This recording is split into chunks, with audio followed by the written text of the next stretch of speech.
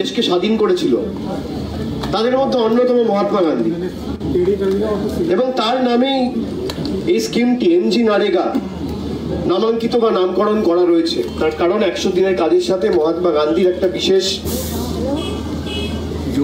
যোগসূত্র বলুন বা তাৎপর্য বলুন বা বৈশিষ্ট্য বলুন বা সরাসরি মহাত্মা গান্ধীর নামে যেহেতু স্কিমটা নামাঙ্কিত, আমরা তার প্রতিকৃতিতে মাল্যদান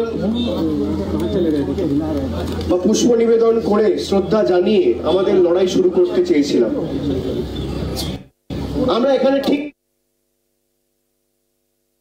একটা সময় ঢুকেছি, আমাদের সবাই সাংসদ, বিধায়ক, মন্ত্রী যারা ছিলেন, জনপ্রতিনিধি, তারা সকলে একটার মধ্যে এই রাজঘাটে এসে পৌঁছেছিলেন।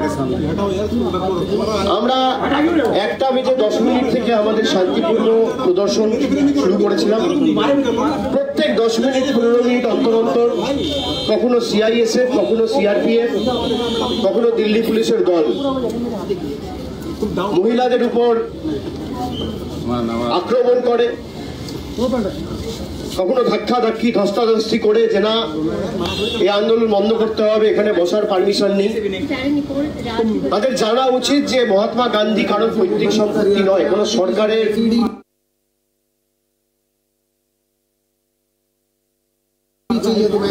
কেনা পণ্য নয়, তিনি দেশের গর্ব। প্রত্যেকটা মানুষের সমান অধিকার রয়েছে। সকলের এখানে এসে শ্রদ্ধা জ্ঞাপন করা, বসা এবং তার জীবনে, তার লড়াইয়ের, তার সংগ্রামের পথকে অনুসরণ করে নতুন করে শক্তি সঞ্চার করার অধিকার সকলের আছে। আমরাও একই পথের পথিক। আমরা এসছি সেখান থেকে গান্ধীজির আদর্শে দেখানো পথের, তার সংগ্রামকে পাথেয় এবং পথ চলার প্রেরণা করে আগামী দিন এই লড়াইকে আরো তীব্রতর করা, মানুষের সমর্থন পাথেয় করে। জোর জবরদস্তি, গায়ের জোরে অনেক চেষ্টা করেছে, পারেনি। আমরা 2 ঘন্টা বলেছিলাম, আমরা 2 ঘন্টা শান্তিপূর্ণভাবে আমাদের জনপ্রতিনিধিরা বসে আমরা একটা রাজনৈতিক স্লোগান ব্যবহার করিনি। কেউ কারোর নামে জয়ধ্বনি দেয়নি, একটা রাজনৈতিক স্লোগান ব্যবহার হয়নি, একটা পলিটিক্যাল স্লোগান ইউজ করা হয়নি। আমরা হাতে এই প্ল্যাকার্ড নিয়ে রিলিজ বেঙ্গল ফান্ডস নাও, বাংলার টাকা ছাড়তে হবে, আমরা শান্তিপূর্ণভাবে অবস্থান বিক্ষোভে অংশগ্রহণ করেছি। এবং আগামীকাল আমাদের যন্তর মন্তরে বৃহত্তর কর্মসূচি রয়েছে। এখানে আমার পাশে যারা দাঁড়িয়ে আছে, এই 100 দিনে সবাই লাঞ্ছিত, বঞ্চিত, 2 বছর ধরে টাকা বন্ধ। এই দিদি, বৌদি, মায়েরা যারা দাঁড়িয়ে আছে, এখানে যারা দাঁড়িয়ে আছে,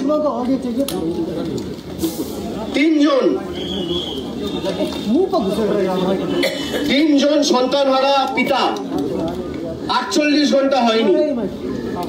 নরেন্দ্র মোদী, বিজেপি সরকার, কেন্দ্র সরকার আর গিরিরাজ সিং এর জেদের কারণে এরা আজকে এদের সন্তানদের হারিয়েছে। আবাস প্লাসের নাম ছিল গায়ের জোরে, যেখানে 60% টাকা কেন্দ্র দিতে বদ্ধপরিকর, সেই টাকা জোর জবরদস্তি আটকে রেখেছে। রাস্তার টাকা আটকে রেখেছে। 100 দিনের টাকা 100% টাকা দেয় কেন্দ্র। সংবিধান স্বীকৃত আইন, আইনসভায় পাস হয়েছে, 15 দিনের মধ্যে আপনি টাকা ছাড়তে বাধ্য। এই জব কার্ড হোল্ডার সবার টাকা 2 বছর ধরে বন্ধ। 2021 থেকে একটা নয়া পয়সা আসেনি। আমরা তো এই প্রশ্নটাই করছি যে 2021 থেকে আজকে 23, প্রায় 2 বছর হলো, 24 মাসে 10 পয়সা বাংলার টাকা ছাড়েনি। এরা বাংলার মানুষকে টেকেন ফর গ্রান্টেড নিচ্ছে, যে রিমোট কন্ট্রোলের মতো যা ইচ্ছা তাই করবো, যখন ইচ্ছা টিপবো টাকা শুরু করবো, যখন ইচ্ছা টিপবো টাকা বন্ধ করবো। আমরা এই দিল্লির মাটিতে দাঁড়িয়ে আজকে এই 2 অক্টোবর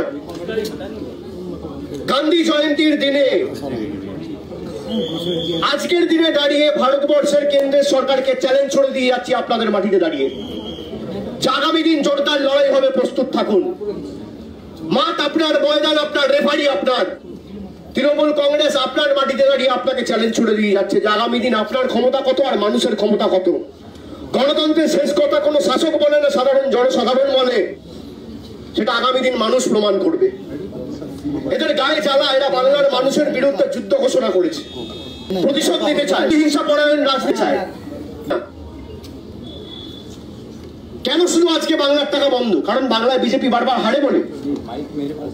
2021-এর নির্বাচনে হেরেছে, তারপর চোদাহ গায়ে জ্বালা।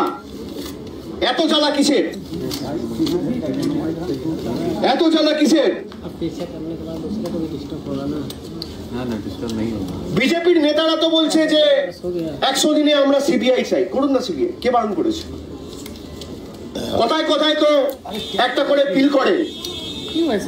আর আমি গতকাল বলে এসেছি, পিল এখন আর পাবলিক ইন্টারেস্ট লিটিগেশন নেই, পলিটিক্যাল ইন্টারেস্ট লিটিগেশন হয়ে গেছে। ঠিক, আপনাদের ক্ষমতা রাখলে পিল করুন। পিল করে যদি কেউ দুর্নীতির সাথে যুক্ত থাকে তার বিরুদ্ধে কঠোর ব্যবস্থা গ্রহণ করা হোক। আজকেও বিজেপি সাংবাদিক বৈঠক করেছে, করে দেখবেন আপনি বলেছেন 4টে জেলায় সমস্যা। আচ্ছা, তাদের কথাই তর্কের খাতিরে আমি ধরে নিলাম তোমাদের কথা ঠিক, তাহলে 4টে জেলায় যদি সমস্যা থাকে তার জন্য আরো 17টা জেলা 16টা জেলা কেন বুঝবে? আর কি সমস্যা রয়েছে বিস্তারিত প্রমাণ করুক না। কত টাকার দুর্নীতি হয়েছে? আপনি বন্ধ করে রেখেছেন 7,000 কোটি টাকা। 5 কোটি টাকার দুর্নীতি আপনি যদি প্রমাণ করেন, তার সাথে যারা যুক্ত তাদের কিন্তু ব্যবস্থা নিন। কিন্তু বাকি 6,995 কোটি টাকা সাধারণ মানুষের আপনাকে আটকা দেওয়ার অধিকার কে দিয়েছে? এই অধিকার আপনাদের কে দিয়েছে? আপনারা বলছেন বাংলাকে টাকা ছাড়ছি, বাংলা থেকে কত টাকা নিয়ে যান? জিএসটি আর ইনকাম ট্যাক্স বাবদ আপনারা 1 লক্ষ কোটি টাকা প্রতি বছর বাংলার মাটি থেকে তুলে নিয়ে, লজ্জা লাগে না? 1,15,000 কোটি টাকা আপনারা বাংলার আটকে রেখেছেন। যারা বড় বড় ভাষণ দেয় নির্বাচনের সময় রাজনীতি হবে, নির্বাচনের পর যখন আমরা নির্বাচিত হই, কেউ সাংসদ হই, কেউ বিধায়ক হই, কেউ মন্ত্রী হয়, কেউ মুখ্যমন্ত্রী হয়, কেউ প্রধানমন্ত্রী হয়, কেউ রাজ্যের মন্ত্রী হয়, কেউ কেন্দ্রের মন্ত্রী হয়, সবাইকে জাতি দলমত নির্বিশেষে, ধর্ম নির্বিশেষে কাজ করা উচিত। বিজেপিকে ভোট দেয়নি বলে আমরা বিজেপির সরকার যতদিন না হবে টাকা দেবো না, বাংলার মানুষ আত্মসমর্পণ করবে না। অনেক বঞ্চনা বাংলার উপর হয়েছিল। 1911 সালে রাজধানীটা তুলে নিয়ে দিল্লিতে নিয়ে আসা হয়েছিল, 112 বছর আগে। তখন থেকে ধারাবাহিকভাবে বাংলা বঞ্চিত। প্রত্যেকটা কেন্দ্রের সরকার কম বেশি বাংলাকে নিপীড়িত, বঞ্চিত করে রেখেছে। কিন্তু সব মাত্রা ছাড়িয়ে চলে গেছে এই বিজেপির শাসক সরকার। এমনকি মানুষের জলে, রাস্তা, কল, লড়াই করা, প্রতিবাদ করার অধিকারটুকুও কেড়ে নিচ্ছে। কোথায় বাস করছি আমরা? এই স্বাধীন ভারতবর্ষের নমুনা, এই স্বাধীন দেশের নমুনা। এত গায়ে জ্বালা কেন? 100 দিনের জব কার্ড হোল্ডার যারা ট্রেনে করে আসবে, ট্রেন বাতিল করে দিল শেষ মুহূর্তে। কেন? আজকে স্কন্ত মজুমদার বলছে অ্যাপ্লাই করা হয়নি। ওটা হচ্ছে একটা মূর্খ, নাম্বার 1 মূর্খ। অ্যাপ্লাই না করা হলে রেলটায় টাকা জমা নিল কেন? আমার প্রশ্ন এক, টাকাটা কি ভূতে দিল নাকি? না ভূতে এসে জমা নিল অ্যাপ্লিকেশন ছাড়া? সিকিউরিটি ডিপোজিট রেল কেন নিয়েছে যদি অ্যাপ্লিকেশন না হয়ে থাকে? আমি তো শ্বেতপত্র প্রকাশ করেছি, হোয়াইট পেপার দেখিয়েছি, অ্যাপ্লিকেশন লেটার দেখিয়েছি। আর আমাদের যে মেল করেছে সেখানে পরিষ্কার লিখেছে the deposit will be refunded soon. তার মানে কি? আপনি টাকা নিয়েছেন। আপনি যদি অধিকার যদি আপনার না থাকে, সংশ্লিষ্ট দপ্তর যদি না হন, তাহলে আপনি কি করে টাকা জমা নেন? আর শেষ মুহূর্তে ভেবেছিল কি ট্রেনটা ক্যান্সেল করে দেবো, আর কেউ আসতে পারবে না। সবাই এসছে, বিহার হয়ে, ঝাড়খণ্ড হয়ে, উত্তরপ্রদেশ হয়ে, মাথা উঁচু করে মেরুদণ্ড সোজা রেখে দিল্লিতে ঢুকেছে। এটাই বাংলা। আর একদিকে বিজেপির সাংসদ প্রতিনিধিরা এসছে টাকা আটকাতে। আমরা মানুষের দাবি নিয়ে লড়াই করতে এসেছি। আর এরা তো আজকে বলেই দিয়েছে যে আমরা আমাদের সরকার সেকশন 27 ইনভোক করে টাকা আটকেছে। पब्लिक के लिए ट्रैफिक की इनकन्वीनियंस हो रही है, आप प्लीज आप ये दरवाजा खोल दीजिए ना, यहाँ से हटा लीजिए। कोई भी पब्लिक का कोई इनकन्वीनियंस नहीं होना चाहिए। प्लीज देखिए पब्लिक को हो गया आप बोलिए, मैं कहाँ बोलूँ? आप जहाँ बोलेंगे मैं वहाँ चला जाऊंगा, लेकिन गेट खोल दीजिए पब्लिक के लिए। गेट खुला हुआ पब्लिक का, तो क्या इनकन्वीनियंस होना ही नहीं चाहिए? फिर जनरल वाला गेट है सब खुला हुआ। खोल दीजिए प्लीज, गेट खोल देंगे। वो खोल दीजिए जी। বাংলা আইকার কোনো প্রশ্ন নেই। সিং আজকে বলেছেন সিনিয়র তদন্ত তিনিও চান। আজকে আমি সমাজ দেখা করেননি, উনি ওনার কি করবো বল? আমি 100 দিনে নিয়ে সিবিআই তদন্ত হলে প্রথম অ্যারেস্টটা গিরিরাজ সিং এর হওয়া উচিত। গিরিরাজ সিং জানে, শুনুন, তদন্ত হোক কিন্তু কোর্ট মনিটর হোক, প্রথম অ্যারেস্টটা গিরিরাজ সিং এর হওয়া উচিত। এই যে বাচ্চাগুলো মারা গেছে, ভুলের মতো শিশু গিরিরাজ সিং এর জন্য মারা গেছে। গিরিরাজ সিং যদি আজকের নিজের দম্ভ ঔদ্ধত্য আর অহংকারে নেশায় না ভুগতো, তাহলে আজকে বাংলার মানুষই বাড়ির টাকা পেত। নরেন্দ্র মোদী নিজের দম্ভ দেখাতে গিয়ে, অহংকার দেখাতে গিয়ে আর ঔদ্ধত্য দেখাতে গিয়ে বাংলার মানুষকে পাতে পারছে।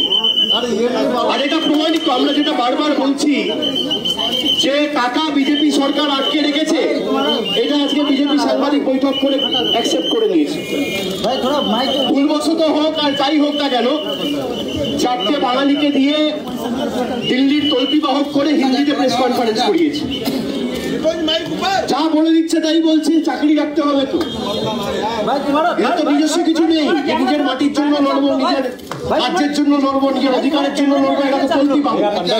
যা বলে দেয় তাই করে। আজকে গান্ধী জয়ন্তীর দিনে বিজেপির অফিস থেকে সাংবাদিক বৈঠক করছে, কিন্তু রাজঘাটে এসে মহাত্মা গান্ধীকে একটু শ্রদ্ধা জ্ঞাপন করা বা ফুল দিয়ে পুষ্পার্ঘ্য জ্ঞাপন করে স্মরণ করার সৌজন্যতাটাও এরাও দেখায়নি।